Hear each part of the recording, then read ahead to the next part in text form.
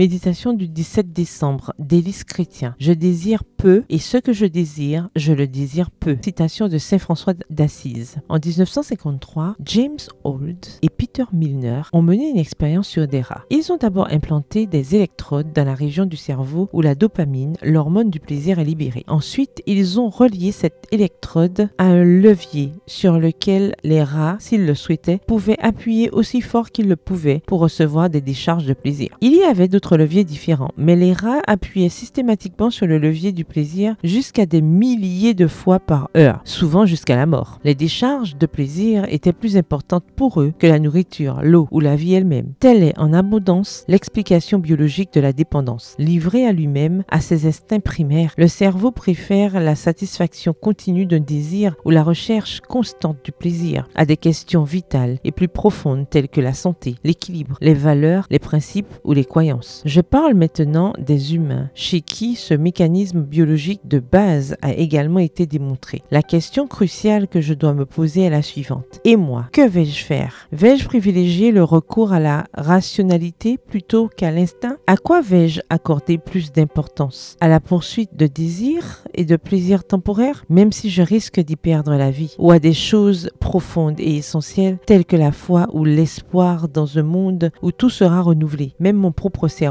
maintenant limité? Vais-je poursuivre ce qui me plaît au point que la vie elle-même et les valeurs évangéliques n'aient plus aucune importance? Ou vais-je donner la priorité à la découverte de ce qui plaît à Dieu dans la vie humaine et en faire ma référence comportementale? Si je veux vivre une vie chrétienne, voici 3 clés bibliques pour appuyer mes décisions. Premièrement, l'Éternel prend plaisir en ceux qui le révèrent, en ceux qui comptent sur son amour. Psaume 147, le verset 11 dans la version Semeur. Honorons-le en menant une vie la moins égoïste possible et pleine de confiance en lui. Deuxièmement, l'Éternel affermit les pas de l'homme et il prend plaisir à sa voix. Psaume 37, le verset 23 dans la version Second 21. Laissons-nous guider par lui et non par nos instincts et nos passions. Et troisièmement, je fais mes délices de tes prescriptions, je n'oublie pas ta parole. Psaume 119, le verset 16. Entraînons notre cerveau à faire de la parole et de Dieu lui-même le centre de son délice. Le verset du jour se trouve dans Psaume 37, le verset 4. Fais de l'Éternel tes délices et il te donnera ce que ton cœur désire. Bonne journée, que l'Éternel vous bénisse.